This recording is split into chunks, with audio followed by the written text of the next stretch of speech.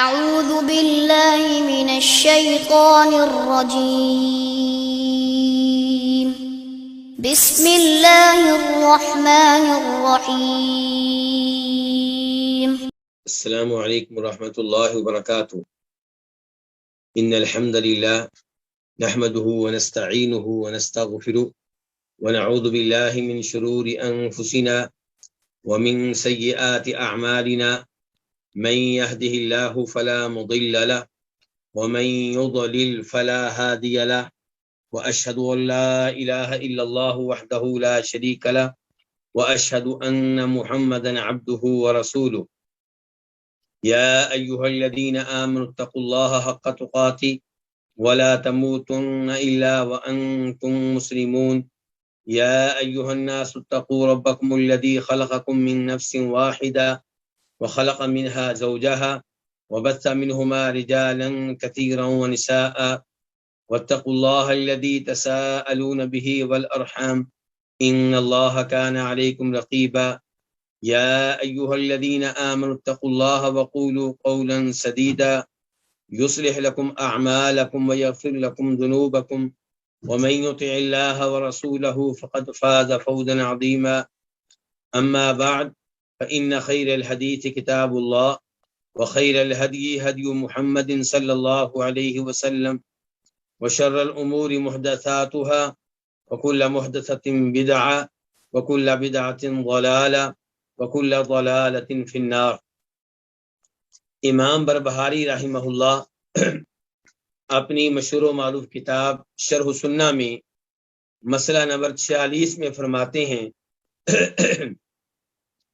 وَكُلَّ مَا سَمِعْتَ مِنَ الْآثَارِ شَيْئًا مِمَّا لَمْ يَبْلُغْهُ عَقْلُكَ، اور نبی علیہ الصلوۃ والسلام کی احادیث میں سے جو بھی ایسا آپ نے سنا ہے جس تک آپ کی عقل کی رسائی نہیں ہے، آپ کی عقل کی پہنچ نہیں ہے، جیسا کہ فرمان ہے نبی صلی اللہ علیہ وسلم کا قلوب العباد بین اصبعین من اصابع الرحمن، بندوں کو دل رحمان کی انگلیوں میں سے 2 انگلیوں کے درمیان ہے، اور جیسا کہ فرمان ہے نبی کریم صلی اللہ علیہ وسلم کا ان اللہ ینزل الی سماء الدنیا، اللہ رب العزت نزول فرماتے ہیں، اترتے ہیں آسمان دنیا پہ، وینزل یوم عرفہ، اور اللہ تعالیٰ اترتے ہیں عرفات کے دن، وینزل یوم القیامہ، اور اللہ تعالیٰ نزول فرمائیں گے قیامت کے دن، وان جہنم لا یزال یطرح فیہا حتی یضع علیہا قدمہ، اور بے شک جہنم میں اللہ رب العزت مسلسل لوگوں کو ڈالتے رہیں گے یہاں تک کہ اس پہ اپنا قدم رکھیں گے۔ وَقَوْلِ اللَّهِ تَعَالَى لِلْعَبْدِ، اور جیسا کہ اللہ تعالیٰ کا فرمان ہے اپنے بندے سے حدیث قدسی میں ان مشیت الیہ حرولت الیک، اگر تم میری طرف چل کر آؤ گے تو میں تیری طرف دوڑ کر آؤں گا۔ وقولی، اور جیسا کہ فرمان ہے نبی صلی اللہ علیہ وسلم کا خلق اللہ آدم علی صورتی، اللہ تعالیٰ نے آدم علیہ السلام کو اپنی شکل و صورت پہ پیدا کیا، اور فرمان ہے نبی صلی اللہ علیہ وسلم کا رأیت ربی فی احسن صورت، میں نے اپنے رب کو بہترین شکل و صورت میں دیکھا۔ واشباہ ہذہ الاحادیث، اور ان احادیث سے ملتی جلتی احادیث، فعلیک بالتسلیم والتصدیق والتفویض والرضا، تو جب بھی آپ ایسی احادیث پائیں جن میں کوئی ایسی چیز ہو جن تک آپ کی عقل نہیں پہنچ رہی، تو وہاں پہ کیا کریں؟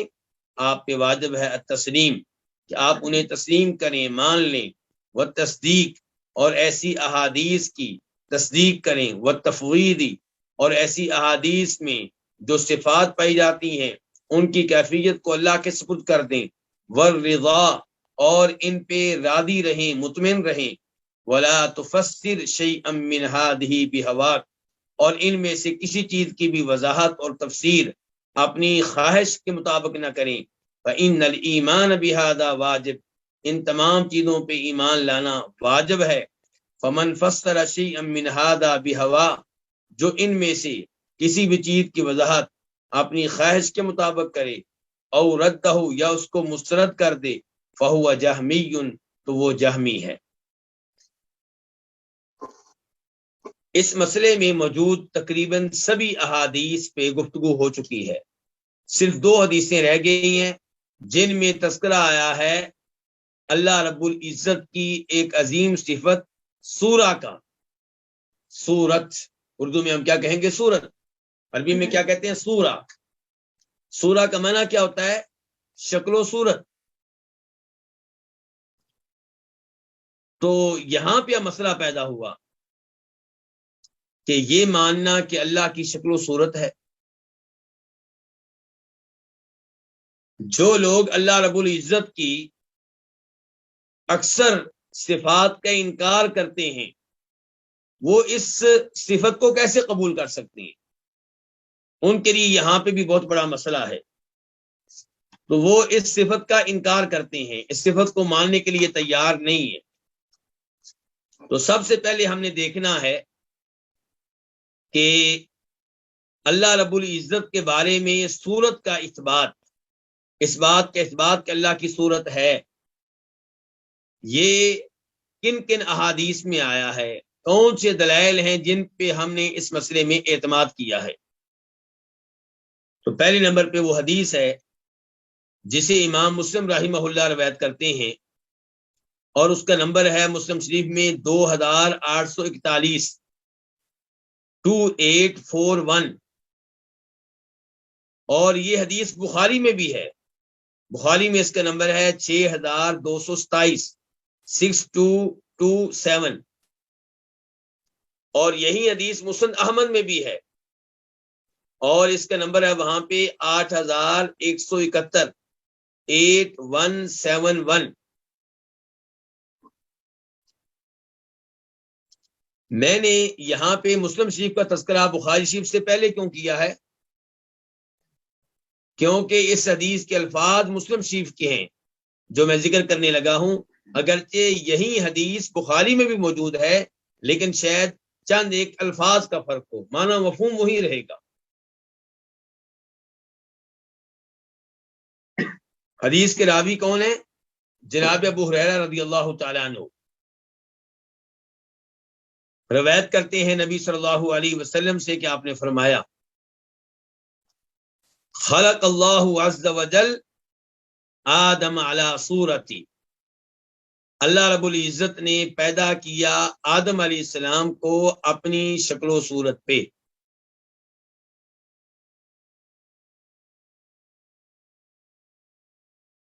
یہاں پہ تھوڑا سا رک جائیں۔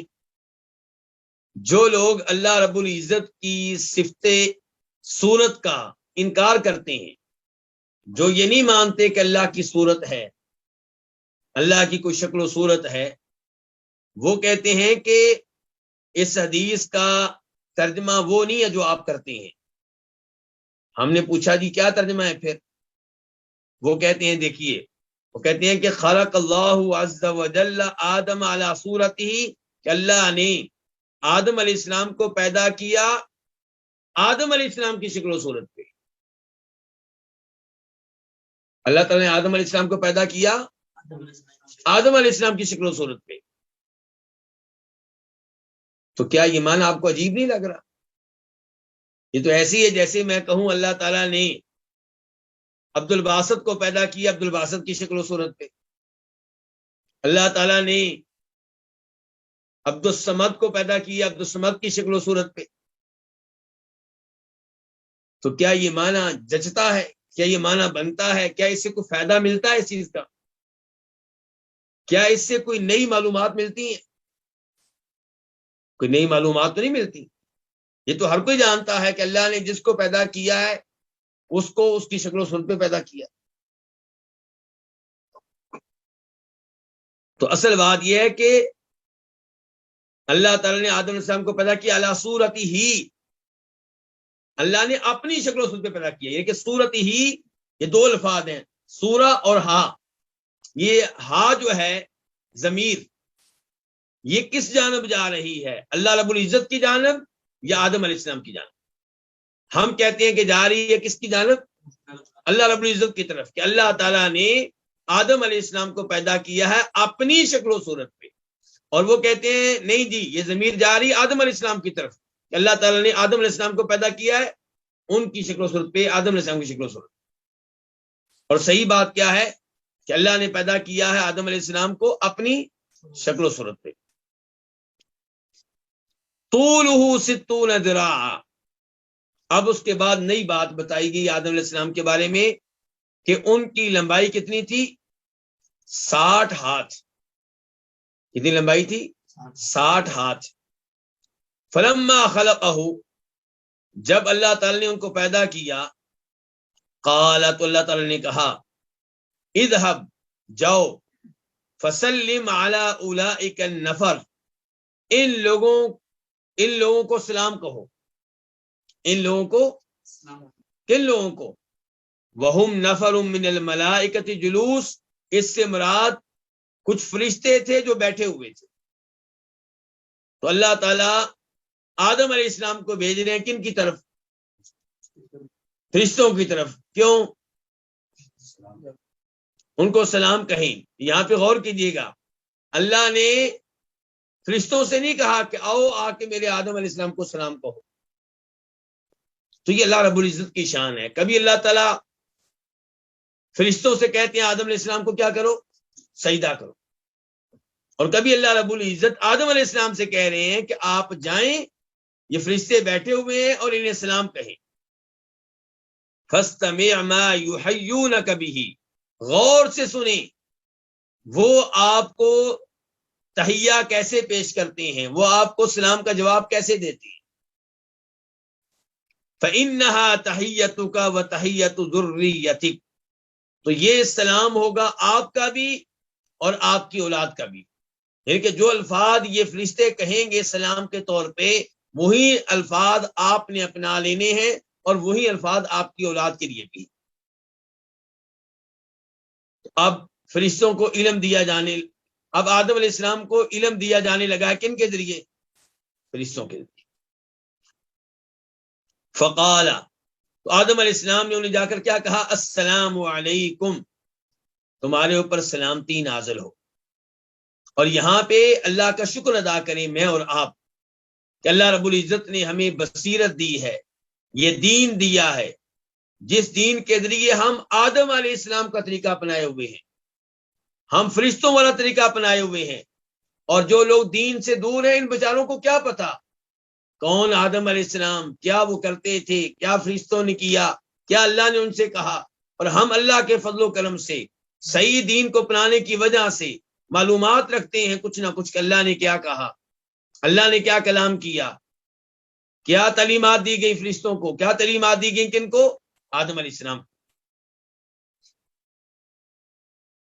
فقالوا، تو انہوں نے آگے سے کیا کہا فرشتوں نے؟ السلام علیک ورحمۃ اللہ، آپ پہ سلامتی ہو اور آپ پہ کیا ہو؟ اللہ کی رحمت ہو.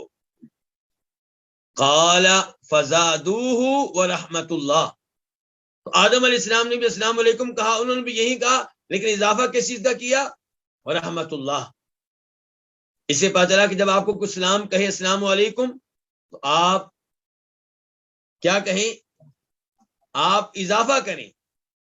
وعلیکم السلام کے ساتھ کہیں وعلیکم السلام ورحمۃ اللہ. اور اگر وہ کہے آپ کو السلام علیکم ورحمۃ اللہ تو آپ کیا کہیں؟ وعلیکم السلام ورحمۃ اللہ وبرکاتہ. فَكُلُّ مَن يَدْخُلُ الْجَنَّةَ عَلَى صُورَةِ آدم، یہاں پہ فرما رہے ہیں نبی علیہ الصلوۃ والسلام ہر وہ شخص جو جنت میں داخل ہوگا وہ آدم علیہ السلام کی شکل و صورت پہ ہوگا. کیا مطلب؟ وَطُولُهُ 60 ذراعا، اس کی لمبائی کتنی ہوگی؟ 60 ہاتھ. یعنی کہ جب جنت میں جائیں گے، ابھی تو آج کل کے جو لوگ ہیں ان کا قد وہ نہیں ہے جو آدم علیہ السلام کا تھا، لیکن جب جنت میں جائیں گے تو آدم علیہ السلام کی طرح ہوں گے. ان کا قد کتنا ہوگا؟ 60 ہاتھ ہوگا. فلم یزر الخلق ينقص بعده حتى الآن، آدم علیہ السلام 60 ہاتھ کے تھے، ان کا قد، ان کی لمبائی 60 ہاتھ تھی. ان کے بعد جو لوگ آتے رہے مسلسل ان کے قد میں کمی آتی رہی. تو اس حدیث سے کیا پتا چلا؟ صورت کے اعتبار سے کہ اس حدیث میں اثبات ہے اللہ رب العزت کے لیے صورت کا، کہ اللہ تعالیٰ کی صورت ہے، اور یہ کیا ہے؟ اللہ کی صفات میں سے کیا ہے؟ صفت ہے۔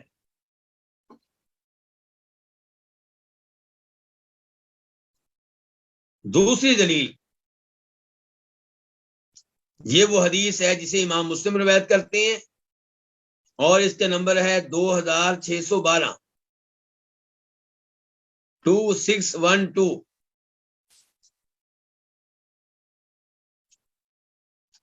اور مسند احمد،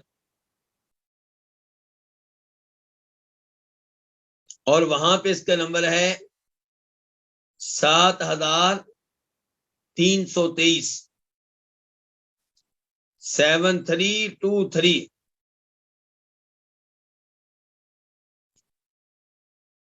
اور اس حدیث کے راوی بھی جناب ابو ہریرہ رضی اللہ تعالی عنہ ہیں، اور روایت کرتے ہیں نبی صلی اللہ علیہ وسلم سے کہ آپ نے فرمایا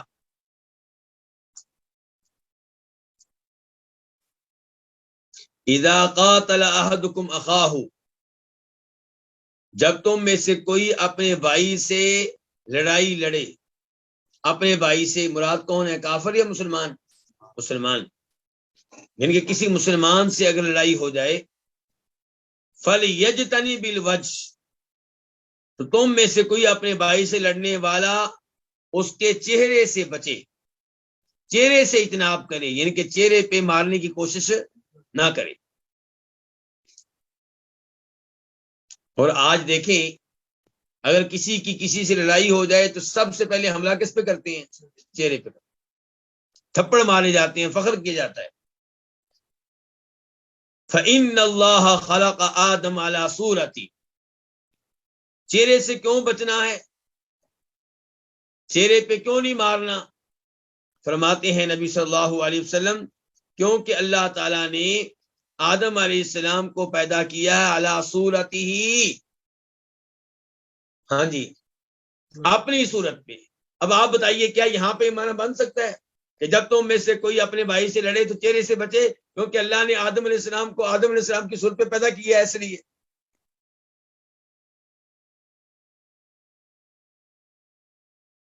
تو مانا کیا کہ اللہ تعالیٰ نے آدم علیہ السلام کو پیدا کیا ہے اپنی صورت پہ، اور ہم سب کون ہیں؟ آدم علیہ السلام کی اولاد۔ تو یہاں پہ سوال پیدا ہوتا ہے کہ انسان اللہ کی صورت پہ ہے تو کیا اس سے تشبیہ اعظم نہیں آتی؟ ہم نے تو کہا تھا کہ ہم اللہ کی صفات مانتے ہیں، لیکن ہم تشبیہ کے، مشابہت کے قائل نہیں ہیں۔ ہم یہ نہیں کہتے کہ اللہ رب العزت کی صفات بندوں کی طرح ہیں۔ اب بتائیے یہاں پہ کیا کرنا ہے جی؟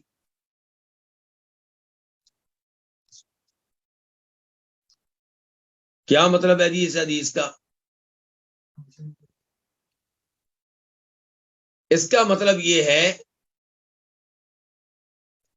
کہ انسان اللہ رب العزت کی صورت پہ ہے، اور یہ بات ہم بغیر کسی تشبیہ کے کہتے ہیں۔ آپ یہ بتائیں کہ کئی نام ایسے ہیں جو اللہ کے بھی ہیں، مخلوق کے بھی ہیں، وہاں پہ ہم کیا کہتے ہیں؟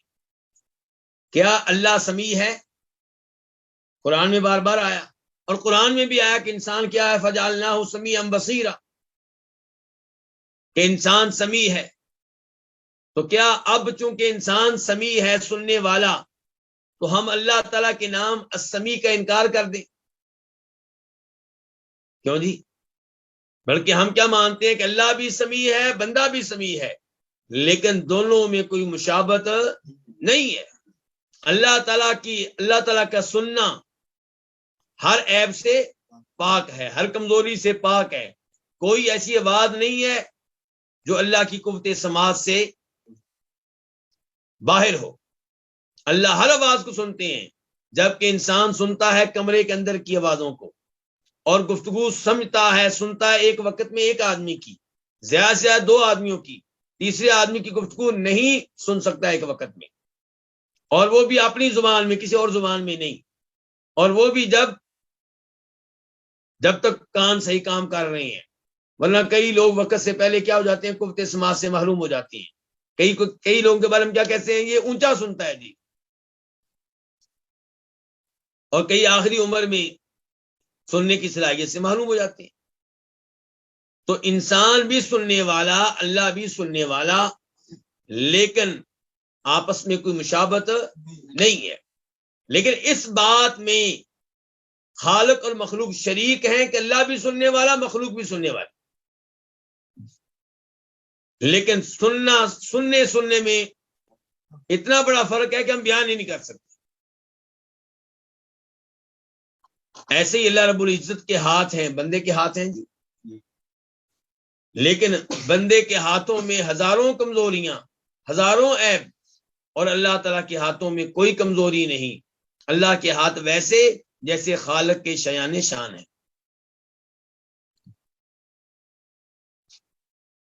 اللہ تعالیٰ کا چہرہ ہے جی، ہے جی، قرآن میں آیا وَيَبْقَى وَجْهُ رَبِّكَ ذُو الْجَلَالِ وَالْإِكْرَامِ، کہ سب لوگ ختم ہو جائیں گے، تیرے رب کا چہرہ رہے گا، وہ ختم ہونے والا نہیں ہے۔ تو یہاں پہ اللہ کے چہرے کا اس بات ہے۔ اللہ کی آنکھیں بھی مانتے ہیں آپ لوگ جی، قرآن میں کیا ہے؟ تجری بِأَعْيُنِنَا، نوح علیہ السلام کی کشتی چل رہی تھی ہماری آنکھوں کے سامنے، ہم دیکھ رہے تھے۔ تو اللہ رب العزت کے چہرے کا بھی اس بات، اللہ کی آنکھوں کا بھی اس بات، اللہ کی قوت سماعت کا بھی اس بات۔ تو جب ہم کہتے ہیں کہ اللہ تعالیٰ کی صورت ہے، اس میں پھر کیا مسئلہ ہے؟ اور حدیث میں جب یہ آتا ہے کہ اللہ نے آدم علیہ السلام کو اپنی صورت پہ پیدا کیا، تو اس میں صورت کا اس بات ہے، یہ نہیں ہے کہ صورت اللہ تعالیٰ کی طرح ہے، یعنی کہ یہ نہیں ہے کہ جیسے اللہ تعالیٰ کی آنکھیں ہیں ویسے انسان کی آنکھیں ہیں، نہیں، انسان کی آنکھوں میں 100 عیب ہیں۔ صبح ہم جب سو کر اٹھتے ہیں تمہاری آنکھوں میں کیا ہوتی ہے؟ گندگی ہوتی ہے، صاف کرتے ہیں، اور پھر جب تک ہم ان آنکھوں کو آرام نہ دیں تو مسئلہ بن جاتا ہے۔ سورج کو ہم آنکھوں سے دیکھنا چاہیں مسلسل دیکھ نہیں سکتے، رات کے ٹائم اندھیرے میں آنکھوں سے نظر نہیں آتا، پھر آنکھیں کئی دفعہ دکھنا شروع ہو جاتی ہیں، پھر ہم جناب اس کی میڈیسن لیتے ہیں، قطرے ڈالتے ہیں، کئی دفعہ اینکوں کے محتاج ہو جاتے ہیں۔ یہ ہے ہماری آنکھیں جی، اور چند عیب میں نے بتائے ہیں، پتہ نہیں کتنے عیب اس کے علاوہ ہیں، جبکہ اللہ تعالیٰ کی آنکھیں ویسے ہیں جیسے اللہ کے شایان شان ہیں، اور ہر طرح کے عیب سے کیا ہے؟ پاک ہے۔ تو جیسے آپ نے یہ مان لیا کہ اللہ کی آنکھیں ہیں اور بندے کی بھی آنکھیں ہیں، ایسے یہ مانیں کہ اللہ کی بھی صورت ہے، بندے کی بھی صورت ہے، اور یہ کہ اللہ تعالیٰ نے بندے کو اپنی صورت پہ پیدا کیا، کیا مطلب؟ اللہ تعالیٰ نے بندے کو اپنی صورت پہ پیدا کیا، کیا مطلب؟ کہ جیسے اللہ سننے والا ایسے ہی بندہ سننے والا، اللہ دیکھنے والا بندہ بھی دیکھنے والا، اللہ کی آنکھیں بندے کی بھی آنکھیں، اللہ کا بھی چہرہ بندے کا بھی چہرہ۔ تو یہ مراد ہے۔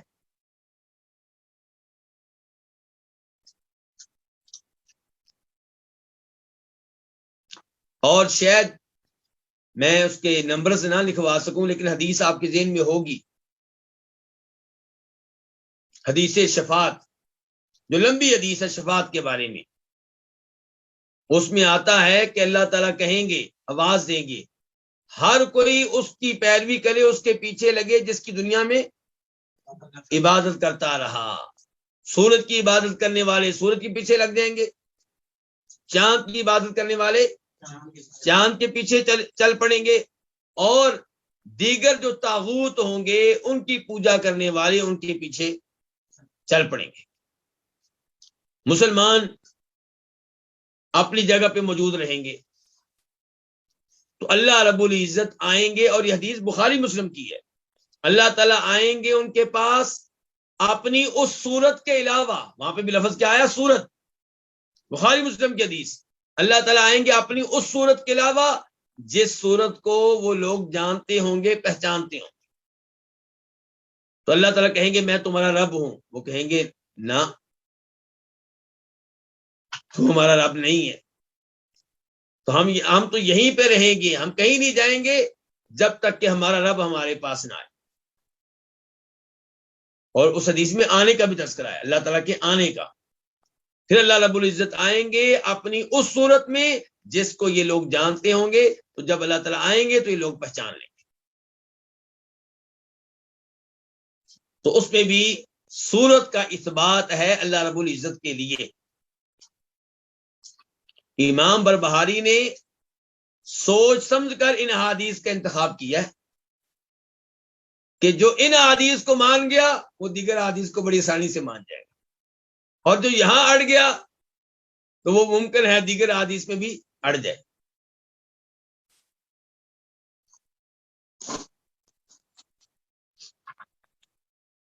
اچھا، یہاں پہ حدیثیں کتنی ہیں؟ آج صورت کے بارے میں کتنی حدیثیں ہیں امام بربہاری نے ذکر کی ہیں؟ 2۔ امام بربہاری نے صورت کے بارے میں 2 حدیثیں ذکر کی ہیں۔ ایک حدیث کے دلائل تو آپ نے لکھ لیے، کون سی؟ کہ اللہ تعالی نے آدم علیہ السلام کو پیدا کیا اپنی صورت پہ۔ اب رہے گی دوسری حدیث، وہ کیا؟ رأیت ربی فی احسن صورہ، کہ میں نے اپنے رب کو دیکھا ہے بہترین صورت میں۔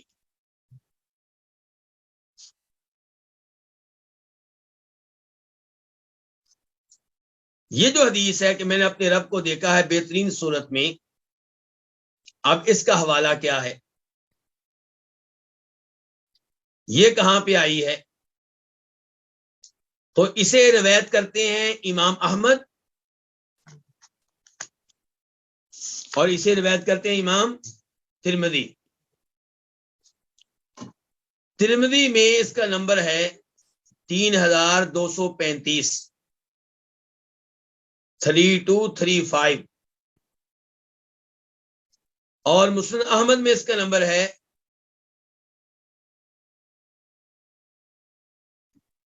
22109، 22109۔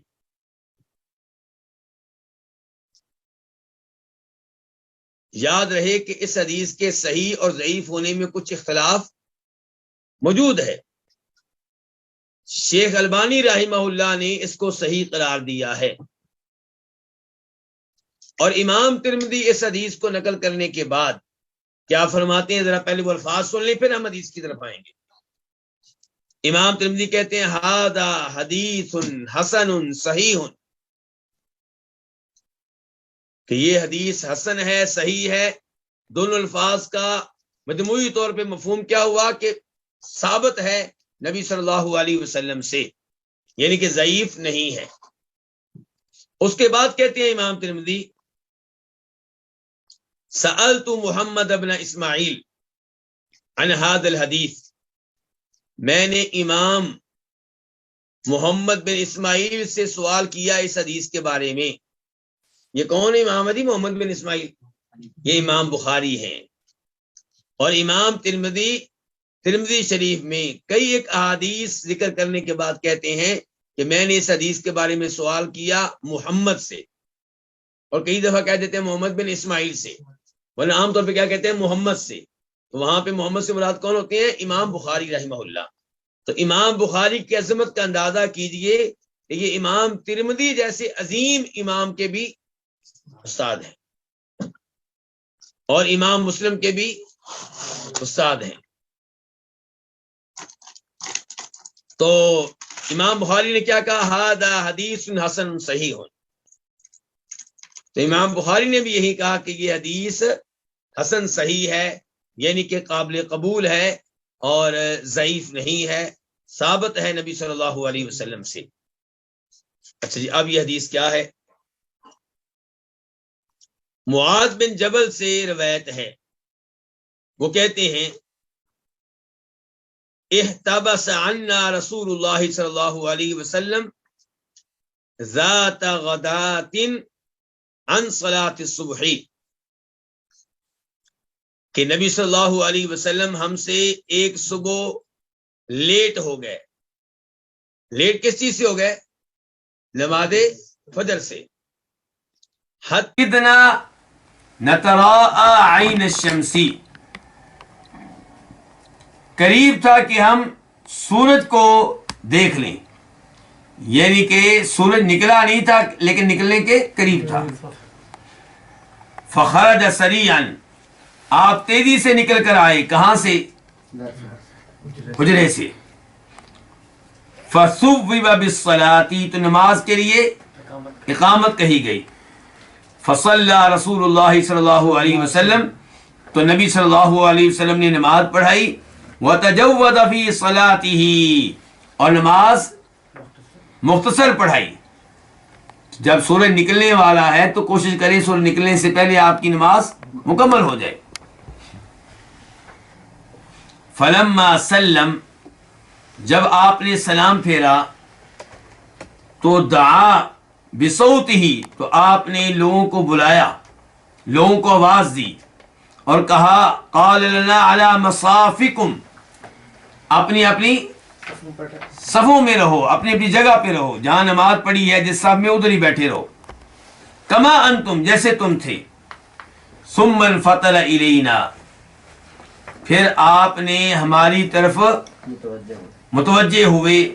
اور ثم قال، پھر آپ نے کہا اما انی ساحدثکم ما حبسنی عنکم الغداۃ، میں ابھی آپ لوگوں کو بتاؤں گا کہ میں صبح تم لوگوں سے لیٹ کیوں ہوا. انی قمت من اللیل، میں رات کو اٹھا تھا کس کے لیے؟ تہجد کے لیے. فتوضأت، میں نے وضو کیا. وصلیت ما قدر لی، اور میں نے اتنی نماز پڑھی جتنی نماز میری تقدیر میں لکھی ہوئی تھی.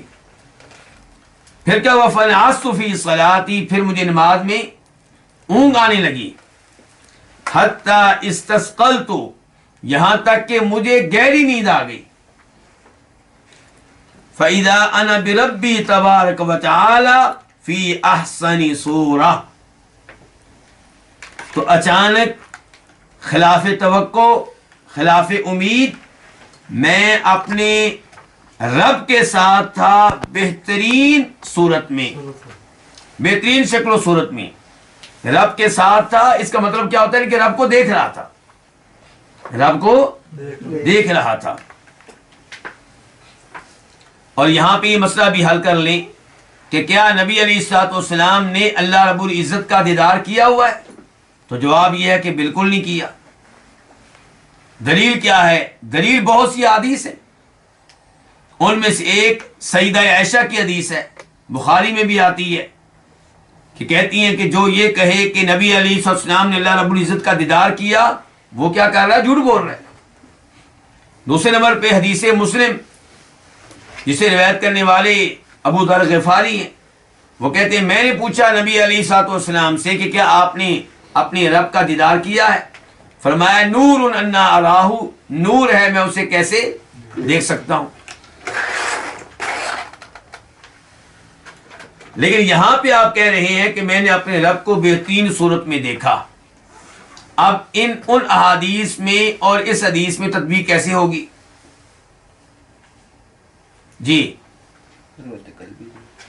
جی ہاں، جواب صحیح ہے آپ کا. یہاں پہ تذکرہ ہے رؤیت قلبی کا. قلبی یہ کیا چیز ہوتی ہے؟ دل. یعنی کہ یہاں پہ تذکرہ ہے اس بات کا کہ نبی علیہ الصلوۃ والسلام نے نیند کی حالت میں دل کے ساتھ اللہ تعالیٰ کا دیدار کیا ہے. اور وہاں پہ تذکرہ ہے آنکھوں کے ساتھ دیکھنے کا. تو آنکھوں کے ساتھ اللہ رب العزت کا دیدار نہ موسیٰ علیہ السلام نے کیا اور نہ ہمارے نبی جناب محمد الرسول اللہ صلی اللہ علیہ وسلم کر سکے. لیکن جہاں تک تعلق ہے خواب میں دیکھنے کا اللہ تعالیٰ کو، دل کے ساتھ دیکھنے کا، تو بالکل یہ ثابت ہے. اور یہ وہ حدیث ہے جسے روایت کر رہے ہیں معاذ بن جبل، اور عبداللہ ابن عباس بھی ایسی حدیث کو روایت کرتے ہیں، وہ بھی ترمذی میں آتی ہے. تو یہاں پہ آپ کہہ رہے ہیں کہ خلاف امید میں اپنے رب کو دیکھ رہا تھا، کس صورت میں؟ بہترین صورت میں. تو یہاں پہ صورت کا اس بات ہوا کہ نہ ہوا کہ اللہ تعالیٰ کی صورت ہے. فقال، تو کہا کس نے؟ اللہ رب العزت نے کہا یا محمد، اے محمد. قلت لبیک ربی، میں حاضر ہوں اے میرے رب. اور یہاں پہ دیکھیے کہ اللہ رب العزت نے نبی علیہ الصلوۃ والسلام کو محمد کہہ کے مخاطب کیا ہے صلی اللہ علیہ وسلم. پورے قرآن میں کہیں بھی اللہ رب العزت نے نبی علیہ السلام کو محمد کہہ کے مخاطب نہیں کیا، بلکہ آپ کے اوصاف کے ذریعے مخاطب کیا. یا ایھا النبی، یا ایھا الرسول، یا ایھا المدثر، یا ایھا المزمل. لیکن یہاں پہ آپ کا نام لیا ہے. تو بہرحال خالق ہے، مخلوق ہے. اگرچہ نبی علیہ السلام تمام انسانوں میں سب سے افضل ہیں، سب سے اعلیٰ ہیں، سب سے مقدس ہیں، سب سے محترم ہیں، لیکن ہے مخلوق. قال فیما یختصم الملأ الاعلی، اللہ رب العزت نے کہا یہ بلند و بالا مقام رکھنے والے فرشتے کس چیز میں جھگڑا کر رہے ہیں، کس چیز میں بحث کر رہے ہیں. قلت لا ادری، میں نے کہا میں نہیں جانتا. قالها ثلاثا، اللہ رب العزت نے یہ الفاظ 3 بار کہے اور نبی علیہ السلام نے 3 بار جواب دیا کہ میں نہیں جانتا. قال، آپ فرماتے ہیں فرأیتہ، پھر میں نے اللہ رب العزت کو دیکھا کہ وضع کفہ بین کتفیہ، کہ اللہ رب العزت نے اپنی ہتھیلی رکھی میرے 2 کندھوں کے مابین. حتی وجدت برد اناملہ بین ثدییہ، یہاں تک کہ میں نے اللہ رب العزت کی انگلیوں کی ٹھنڈک اپنی چھاتی کے درمیان محسوس کی. فتجلی علی کل شیء وعرفت، تو ہر چیز میرے لیے واضح ہو گئی اور ہر چیز کو میں نے پہچان لیا. اس کے بعد حدیث جاری ہے، لیکن میں سمجھتا ہوں کہ ہمارے لیے اتنا حصہ کافی ہے. تو اس سے کیا پتا چلا کہ نبی علیہ السلام نے اللہ رب العزت کو دیکھا ہے، لیکن نیند کی حالت میں، بیداری کی حالت میں نہیں، دل کے ساتھ، آنکھوں کے ساتھ نہیں. دوسرے نمبر پہ اس حدیث سے پتا چلا کہ اللہ رب العزت کی صورت ہے، تو ہمارا ایمان مزید پختہ ہو گیا اس بات پہ کہ اللہ کی صفات میں سے ایک صفت کیا ہے؟ صورت. تو اللہ رب العزت کی صفات میں سے ایک صفت کیا ہے؟ صورت. اور ہم اس پہ ایمان لاتے ہیں بغیر کسی تعویل کے، بغیر کسی تحریف کے.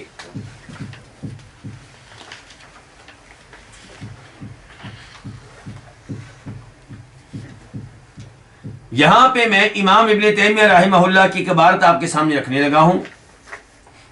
وہ فرماتے ہیں کہ لفظ الصورت فی الحدیث کسائر ما ورد من الاسماء والصفات التي قد يسمى المخلوق بها على وجه التقييد،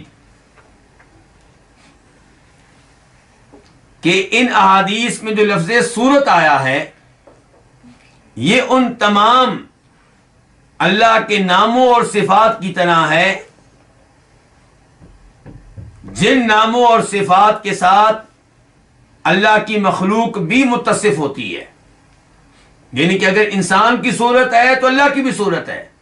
تو آپ کو اشکال ہو رہا ہے، آپ کہتے ہیں کہ یہ تو مسئلہ بن جائے گا، آپ تشبیہ سے ڈر رہے ہیں. تو کہتے ہیں بھائی یہ صفت جو ہے اللہ کی دیگر ان صفات کی طرح ہے جن کے ساتھ مخلوق بھی متصف ہوتی ہے. آپ ہاتھ لے لیں، اللہ تعالیٰ کے ہاتھ ہے، مخلوق کے بھی ہاتھ ہے. وَإِذَا أُطْلِقَتْ عَلَى اللَّهِ اخْتَصَّتْ بِهِ، تو جب یہ صفات اللہ تعالیٰ پہ استعمال کی جائیں تو اللہ کے ساتھ خاص ہوتی ہیں. مثال کے طور پہ علیم،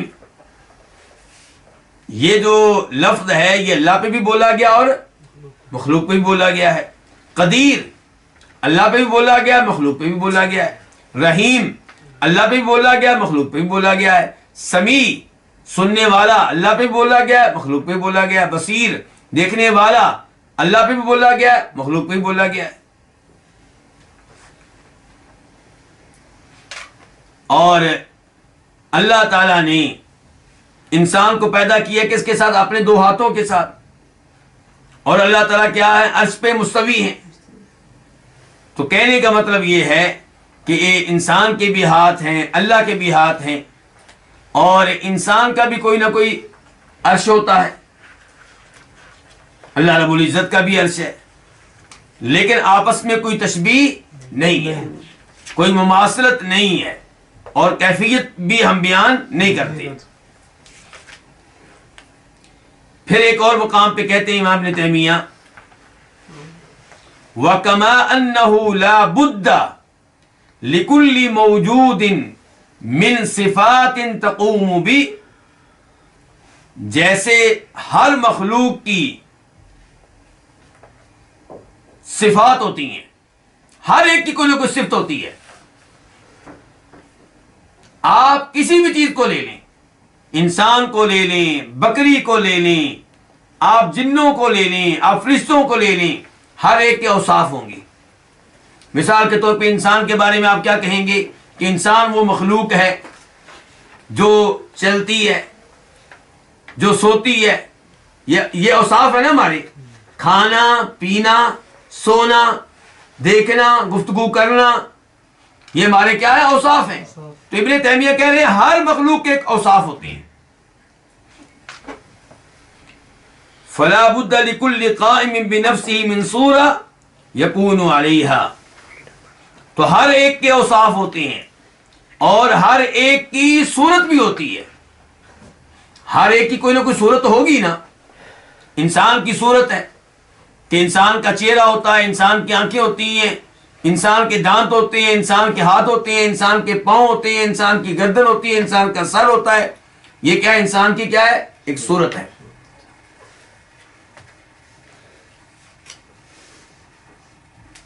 کہتے ہیں وَيَمْتَنِعُ أَن يَكُونَ فِي الْوُجُودِ قَائِمٌ بِنَفْسِهِ لَيْسَ لَهُ صُورَةٌ يَكُونُ عَلَيْهَا، اور یہ ناممکن ہے کہ اس کائنات میں کوئی ایسا ہو جس کی صورت نہ ہو. ہر ایک کی کوئی نہ کوئی کیا ہوگی؟ صورت ہوگی.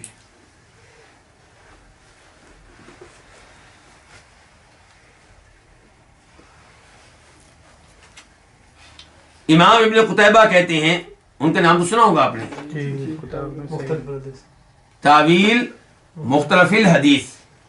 جی ہاں، وہ اس کتاب میں کہتے ہیں الصورۃ لیست بأعجب من الیدین والاصابع والعین.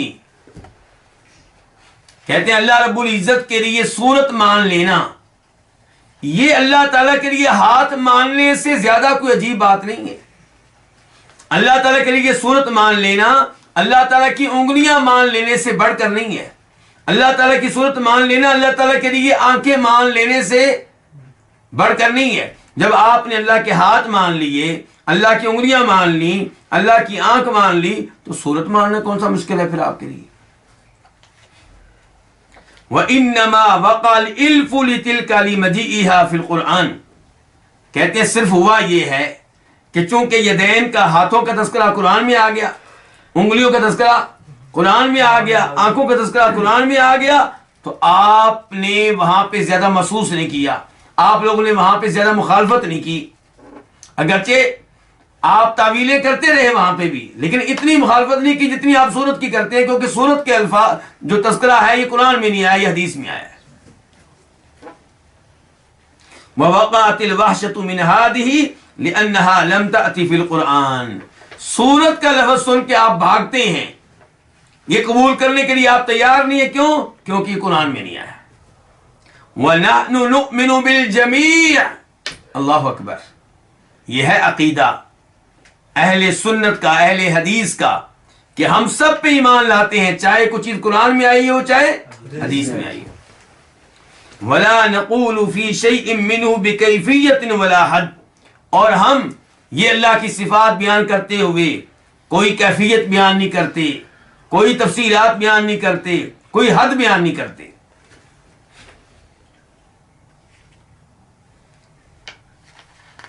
اور شیخ ابن باز رحمہ اللہ سے اسی صفت کے بارے میں سوال کیا گیا تو انہوں نے کیا کہا تھا؟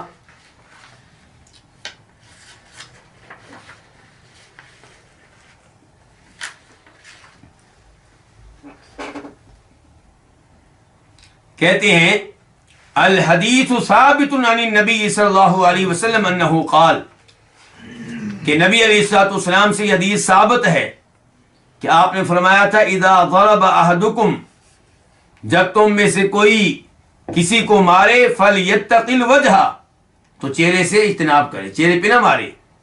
فإن اللہ خلق آدم علی صورتی، کیونکہ اللہ تعالیٰ نے آدم علیہ السلام کو پیدا کیا ہے اپنی صورت پہ. وفی لفظ آخر، شیخ ابن باز کہتے ہیں ایک اور حدیث میں یہ الفاظ ہیں علی صورت الرحمن، کہ اللہ تعالیٰ نے آدم علیہ السلام کو پیدا کیا ہے رحمان، یعنی کہ اپنی شکل و صورت پہ. کہتے ہیں وَهَذَا لَا يَسْتَلْزِمُ تَشْبِيهُ وَتَمْثِيلُ، جب آپ اللہ کے لیے مانتے ہیں صورت تو اس سے لازم یہ نہیں آتا کہ اللہ تعالیٰ کی صورت بندے کی صورت کی طرح ہے، اس سے مشابہت یا تشبیہ لازم نہیں آتی. کہتے ہیں والمعنى عند اہل العلم، اس صفت کا معنی کیا ہے اہل علم کے ہاں؟ کہتے ہیں اہل علم کے ہاں اس صفت کا مطلب یہ ہے کہ ان اللہ خلق آدم، اللہ نے آدم علیہ السلام کو پیدا کیا سمیعا بصیرا، کہ وہ سننے والا ہے، دیکھنے والا ہے، متکلما اذا شاء، جب چاہتا ہے گفتگو کرتا ہے، وہذا وصف اللہ، اور یہی اللہ کے اوصاف ہیں کہ اللہ بھی سننے والا ہے، دیکھنے والا ہے، گفتگو کرنے والا ہے، اور اللہ کا بھی چہرہ ہے. ولیس المعنى تشبیہ و تمثیل، کہتے ہیں مطلب یہ نہیں ہے کہ آپ مشابہت دیں اللہ تعالیٰ کو مخلوق کے ساتھ، بالکل یہ ہمارا مقصد نہیں ہے. بل صورت التی للہ غیر صورت التی للمخلوق، بلکہ اللہ کی جو شکل و صورت ہے، بل صورت التی للہ غیر صورت التی للمخلوق، اللہ کی جو شکل و صورت ہے وہ شکل و صورت کے علاوہ ہے جو کس کی ہے؟ مخلوق کی ہے. کہتے ہیں لیکن ہمارا مطلب صرف اتنا ہے کہ اللہ کے بندہ بھی سننے والا ہے، دیکھنے والا ہے، گفتگو کرنے والا ہے، اور اللہ تعالیٰ بھی سننے والے ہیں، دیکھنے والے ہیں، گفتگو کرنے والے ہیں. اور بندے کا بھی چہرہ ہے، اللہ کا بھی چہرہ ہے، بندے کے بھی ہاتھ ہیں، اللہ کے بھی ہاتھ ہیں، بندے کے پاؤں، اللہ کے بھی پاؤں ہیں. لیکن لیس السمع کالسمع، بندے کا سننا اللہ کے سننے کی طرح نہیں ہے. ولیس البصر کالبصر، بندے کا دیکھنا اللہ کے دیکھنے کی طرح نہیں ہے. ولیس المتکلم کالمتکلم، اور بندہ گفتگو کرنے کے اعتبار سے اللہ کی طرح گفتگو کرنے والا نہیں ہے. بل للہ صفاتہ جل وعلا التی تلیق بجلالہ وعظمتہ، اللہ کی صفات ویسی ہیں جیسے اللہ کے شان ہیں، اور بندے کی صفات ویسی ہیں جیسے بندے کے لائق ہیں. بندے کی صفات میں کیا ہے؟ کمزوریاں ہیں، نقص ہیں، عیب ہیں، اور اللہ کی صفات میں ایسا کچھ نہیں ہے. لیس کمثلہ شیء وہو السمیع البصیر.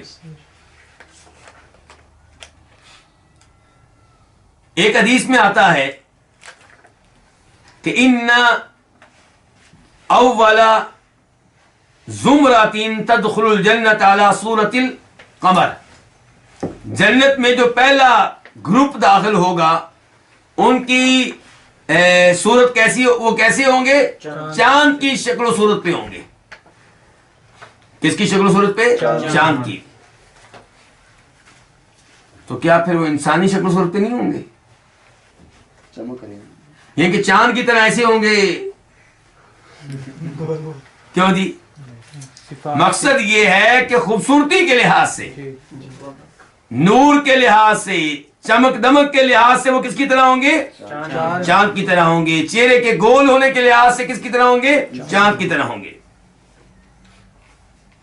تو اس لیے یہاں سے بتانا کیا مقصود ہے کہ جب ہم یہ کہتے ہیں کہ اللہ تعالیٰ نے آدم علیہ السلام کو اپنی صورت پہ پیدا کیا، تو اس کا مطلب یہ نہیں ہے کہ تشبیہ ہے، جیسے وہاں پہ تشبیہ نہیں ہے. وہاں پہ اتنا ہے کہ خوبصورتی کے لحاظ سے، یعنی کہ جو انسان جو پہلا گروپ داخل ہوگا جنت میں وہ خوبصورتی کے لحاظ سے چاند کی طرح ہوں گے، ایسے ہی اللہ تعالیٰ نے آدم علیہ السلام کو پیدا کیا اپنی صورت پہ، یعنی کہ جیسے اللہ رب العزت کا چہرہ ہے انسان کا بھی چہرہ ہے، اللہ رب العزت کی آنکھیں ہیں انسان کی بھی آنکھیں ہیں، اللہ رب العزت سننے والے انسان بھی سننے والا ہے۔ اس قسم کے امور مراد ہیں، تشبیہ مراد نہیں ہے۔ اس کے بعد یہاں پہ امام بربہاری کیا کہتے ہیں جی، آخر میں جا کے کہتے ہیں کہ یہ سب احادیث آپ مان لیں، ان سب احادیث کی آپ تصدیق کریں، اور ان احادیث میں آئی ہوئی صفات کی کیفیت کو اللہ کے سپرد کر دیں، اور ان پہ آپ مطمئن بھی رہیں۔ یہ نہیں کہ حدیثیں سن کے آپ کو کیا ہو جائے، ویسے تاری ہو جائے، کانپنے لگے۔ کئی لوگ ایسا کرتے ہیں، اللہ کی صفات سن کے ان کو بڑا مسئلہ ہو جاتا ہے ان کے لیے۔ وہ کہتے ہیں اگر آپ ان صفات کی وضاحت اپنی خواہش کے مطابق کریں گے یا ان کو رد کر دیں گے تو آپ کون ہیں؟ آپ جہمی ہیں۔ یہ جہمی کی وضاحت ہو جائے۔ جہمی کیوں کہا جا رہا ہے؟ جہمی کہنے کا مقصد کیا ہے؟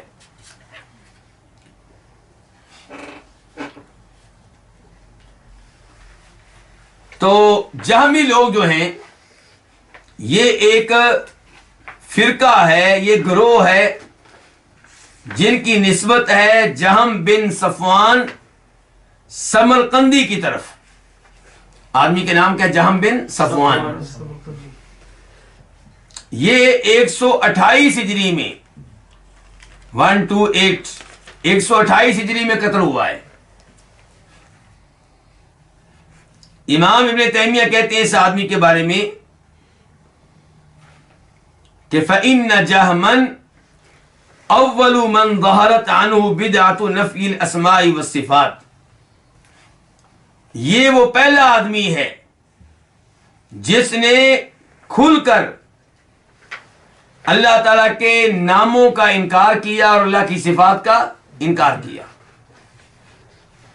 وبالغ فی نفی ذالک، اور اس معاملے میں حد سے آگے نکل گیا۔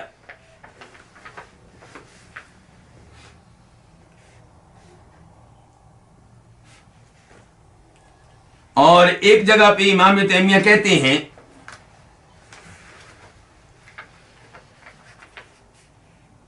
ان کی گفتگو کا خلاصہ ہے کہ سلف صالحین کا اس بات پہ اتفاق ہے کہ جہمی لوگ اتنے گمراہ ہیں کہ یہ 72 فرقوں میں شامل نہیں ہیں۔ یہ اس قدر گمراہ ہے کہ 72 فرقوں میں بھی داخل نہیں ہے۔ ان کے الفاظ یہ ہے کہ ابن تیمیہ کے الفاظ کا مفہوم یہ ہے کہ بدترین یہ گروہ ہے، حتی اخرجہم کثیر، سب نے نہیں، بہت سے علماء کرام نے ان کو 72 فرقوں سے نکال دیا ہے، 72 فرقوں میں شامل نہیں کیا۔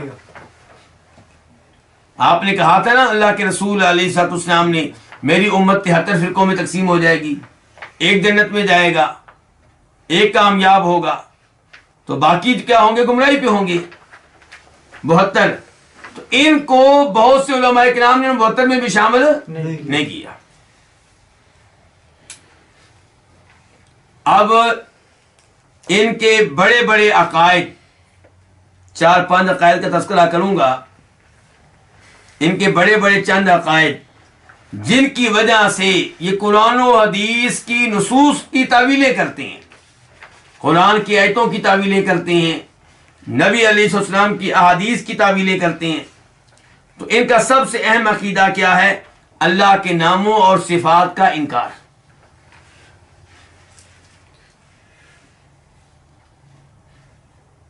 تو اس لیے آج اگر کوئی آدمی اللہ کی چند صفات کا انکار کرتا ہے تو اسے کیا کہہ دیا جاتا ہے؟ جہمی، یعنی کہ تجھ میں جہمیوں والی عادت پائی جاتی ہے، تجھ میں جہمیوں والی یہ بری یہ ایک بدعت پائی جاتی ہے۔ اسی لیے کہا امام بربہاری نے کہ جو ان کا رد کرے، انہیں ماننے سے انکار کرے تو کیا ہے؟ وہ جہمی ہے۔ یہ ایسے ہی ہے جیسے آپ اس آدمی کو کہہ دیں جو کسی صحابی کی توہین کرتا ہے کہ تو رافضی ہے، تو کیا ہے؟ رافضی ہے۔ دوسرے نمبر پہ ان کا خاص عقیدہ القول بأن اللہ لا یرا فی الآخرہ، ان کا یہ موقف ہے کہ اللہ رب العزت کا آخرت میں دیدار کرنا ممکن نہیں ہے۔ میرا اور آپ کا عقیدہ کیا ہے؟ ہمارا عقیدہ یہ ہے کہ دنیا میں اللہ رب العزت کا آنکھوں کے ساتھ بیداری کی حالت میں دیدار ممکن نہیں۔ موسیٰ علیہ السلام نے خواہش کا اظہار کیا، پوری نہیں ہو سکی۔ نبی علیہ السلام کے بارے میں ام المومنین کہہ رہی ہیں کہ آپ نے اللہ تعالیٰ کو نہیں دیکھا، ابو ذر کہہ رہے ہیں کہ اللہ کے رسول نے فرمایا نور ہے، میں کیسے دیکھ سکتا ہوں۔ لیکن ہمارا یہ بھی عقیدہ ہے کہ روز آخرت مومنوں کو جو سب سے بڑی نعمت ملے گی وہ یہ ہوگا کہ اللہ کے چہرے کا دیدار کریں گے، اور اس کا ثبوت قرآن سے بھی ملتا ہے اور نبی علیہ السلام کی حدیث سے بھی ملتا ہے۔ مثال کے طور پہ وجوہ یومئذ ناظرہ الی ربہا ناظرہ، اللہ تعالیٰ کہتے ہیں اس دن کئی چہرے تر و تازہ ہوں گے، اپنے رب کا دیدار کر رہے ہوں گے۔ للذین احسنوا الحسنی وزیادہ، جو لوگ دنیا میں اچھے اعمال کرتے رہے ان کو جنت بھی ملے گی، اور اس کے علاوہ بھی ایک چیز ملے گی، اور وہ کیا ہے؟ اللہ کے چہرے کا دیدار۔ لیکن یہ لوگ کہتے ہیں کہ اللہ رب العزت کا دیدار آخرت میں بھی ممکن نہیں ہے، تو یہ بھی جہمیوں کے عقائد میں سے ایک خاص عقیدہ ہے۔ تیسرے نمبر پہ ان کی گمراہیوں میں سے تیسری بڑی گمراہی القول بأن القرآن مخلوق، یہ موقف رکھنا کہ قرآن کیا ہے؟ مخلوق ہے۔ ہمارا موقف کیا ہے جی؟ قرآن مخلوق نہیں ہے، قرآن اللہ کا کلام ہے۔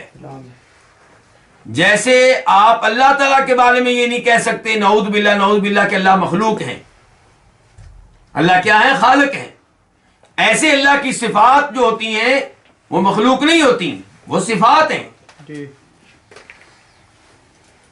آپ نہیں کہہ سکتے نعوذ باللہ کہ اللہ کے ہاتھ مخلوق ہیں، آپ نہیں کہہ سکتے اللہ تعالیٰ کی آنکھیں مخلوق ہیں۔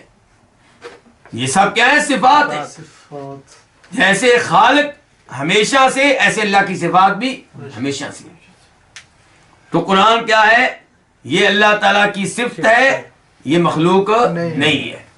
اور یہی وہ عقیدہ ہے جس کی خاطر بہت سے علماء کرام نے شہادتیں قبول کی، بہت سے علماء کرام نے کوڑے کھائے، بہت سے علماء کرام جیل گئے، اور خاص طور پہ اس معاملے میں ایک مقام رکھتے ہیں کون؟ امام احمد ابن حنبل رحمہ اللہ۔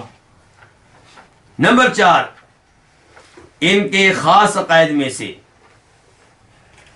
الاعتقاد بأن اللہ لا يتکلم، یہ عقیدہ رکھتے ہیں کہ اللہ تعالیٰ گفتگو نہیں کرتے، اللہ تعالیٰ کلام نہیں کرتے۔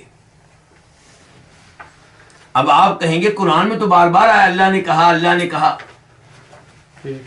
اللہ نے فلاں نبی سے یہ کہا، حدیث میں بار بار آتا ہے اللہ نے جبریل علیہ السلام سے یہ کہا، فلاں سے یہ کہا، تو ان کا آپ کیا کریں گے پھر؟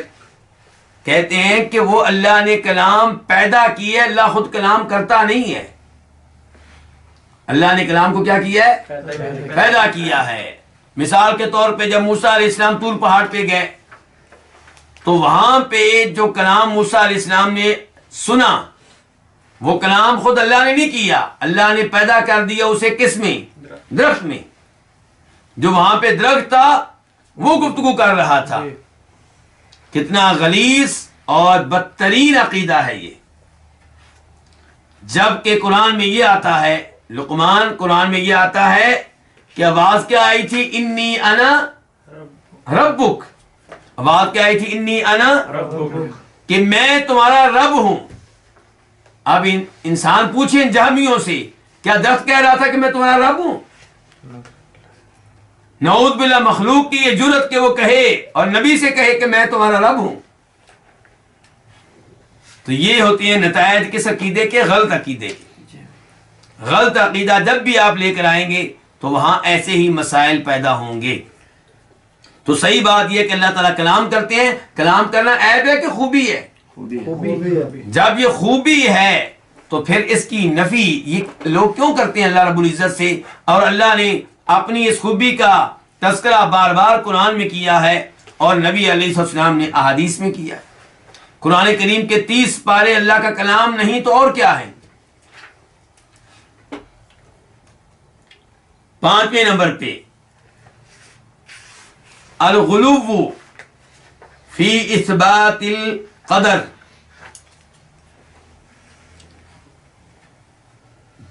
تقدیر کے اس بات میں حد سے آگے نکل جانا. تقدیر کو مانتے ہیں لیکن مانتے مانتے کچھ لوگ تقدیر کے کیا ہوتے ہیں؟ منکر. ان کو ہم کیا کہتے ہیں؟ قدری یا قدری، تقدیر کا انکار کرنے والے. قدر تقدیر، قدری تقدیر کا انکار کرنے والا. اور یہ کیا ہے؟ یہ تقدیر کو مانتے ہیں تو اس معاملے میں حد سے آگے نکل گئے. تقدیر کو ماننے میں حد سے آگے نکل جانا. والقول، اور یہ موقف رکھنا بأن العباد مجبورون على افعالهم، کہ بندے جو ہیں یہ جو کچھ کرتے ہیں یہ ان کے اختیار میں نہیں ہے. انسان جو کچھ بھی کرتا ہے اس میں اس کا کوئی اختیار یا ارادہ یا عمل دخل نہیں ہے، یہ اس سے کروایا جاتا ہے. تو نہ ہی فلیس لہم قدرۃ، بندوں کی کوئی بندوں کے پاس کوئی طاقت نہیں ہوتی کام کرنے کی. او ارادہ، تو نہ ان کا کوئی ارادہ ہوتا ہے. او اختیار، نہ ان کا کوئی اختیار ہوتا ہے.